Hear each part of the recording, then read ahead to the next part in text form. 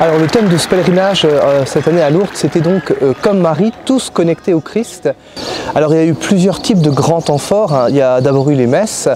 Alors il y a eu la messe d'accueil à la basilique du Rosaire où on a vraiment permis la formation de ce corps, de cette communauté qu'on a formée pendant toute une semaine, hein, la communauté du pèlerinage. Il y a eu aussi la messe internationale, hein, la basilique souterraine Saint-Pidis avec plus de 8000 personnes, entre 8000 et 10 000 personnes. Et là, pour les jeunes, c'est véritablement une expérience très forte de l'Église universelle. Et puis, jeudi, on a vécu la messe à la grotte. Et là, ça a été un temps fort puisque c'est véritablement dans ce lieu qu'ont eu lieu les apparitions, hein, de la Vierge Marie à Bernadette. Et c'est toujours un peu un passage obligé, un haut lieu de la spiritualité à Lourdes que de se rendre et de célébrer la messe ici à la grotte.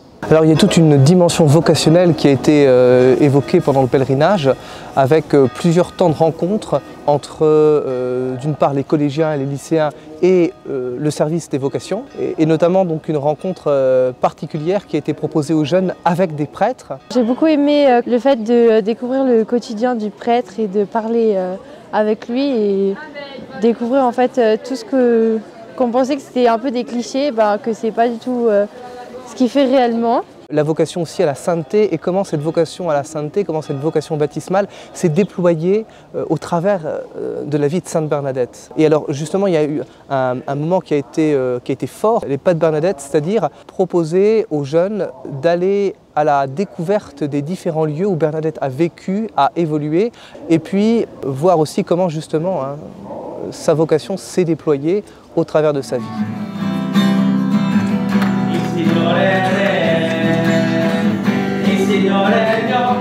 Alors le Cenacolo, ça a aussi été un temps de rencontre extrêmement important qui est toujours très fort, qui est toujours très demandé par les jeunes. Le Cenacolo, c'est une communauté, on pourrait dire, de jeunes qui ont été un peu cabossés par la vie et qui, pour s'en sortir, font confiance au Seigneur et à la Vierge Marie. Les personnes du Cenacolo, ils nous ont prouvé que grâce à la foi et à la prière et à la solidarité, qu'on pouvait avancer ensemble et même être sauvés, quoi.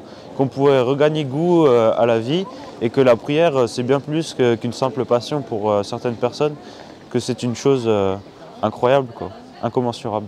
Les jeunes ont vécu aussi toute une dimension un peu sacramentelle ici à Lourdes puisqu'il leur a été proposé chaque jour le sacrement de l'Eucharistie. Un rallye également pour les collégiens sur un peu la découverte, la redécouverte des sacrements de l'initiation chrétienne, hein, le baptême, la confirmation et l'Eucharistie, sous forme un peu de jeu, pour aussi saisir finalement comment, à travers ces sacrements de l'initiation chrétienne, on est appelé à la sainteté, on est appelé à déployer sa vie chrétienne. Alors il y a aussi eu un temps de réconciliation, sacrement de la réconciliation, qui a été une très belle après-midi vécue par les jeunes. L'occasion pour beaucoup d'ouvrir leur cœur et de parler à un prêtre. Alors tous ne sont pas forcément confessés, mais beaucoup.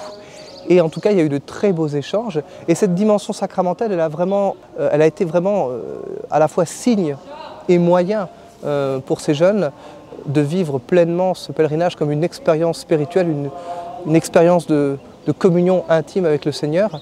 J'ai découvert que la foi, qu'elle peut soigner des gens, sauver des vies.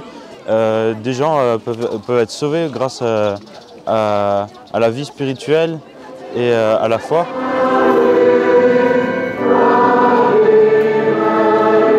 Il y a aussi eu toute une dimension mariale hein, de ce pèlerinage avec des temps plus spécifiquement liés à Marie, notamment la procession mariale, la procession au flambeau, où les jeunes se sont mis en marche à la suite de Marie. Cette mise en marche à la suite de Marie, elle est vraiment là physiquement pour leur faire comprendre que Marie, ce n'est pas la quatrième personne de la Trinité, mais le rôle de Marie hein, dans l'histoire du salut.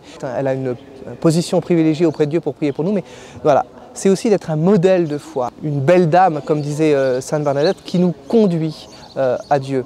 D'une certaine manière, ce que Marie veut faire comprendre à Bernadette hein, lorsqu'elle apparaît, c'est l'importance aussi d'un retour au Christ toujours plus intime, d'une fidélité au Christ, pénitence, hein, le message de Lourdes. Bon ben voilà, l'invitation à la conversion, l'invitation à vivre toujours plus fidèlement au Christ. Et donc ici à Lourdes, on est bien dans cette logique de suivre Marie pour être toujours plus proche de Dieu, pour vivre toujours plus fidèlement à Dieu.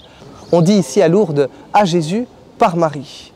Bon, il y a toujours une parole qui me touche beaucoup dans ce que Bernadette dit, c'est tout ce que j'ai vécu, je ne suis pas chargé de vous le faire croire, mais je suis chargé de vous le dire.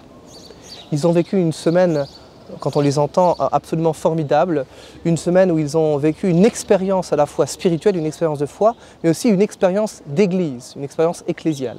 Et donc, ce qu'ils ont vécu là, j'aimerais qu'ils repartent en Moselle et qu'ils en témoignent autour d'eux, qu'ils puissent dire, mais en fait, voilà ce qu'on a vécu, viens à Lourdes, viens à l'église, viens, tu verras, c'est la joie de croire. Je suis chargé de vous le dire et pas de vous le faire croire. Et c'est cette parole que j'aimerais que les jeunes retiennent en fait.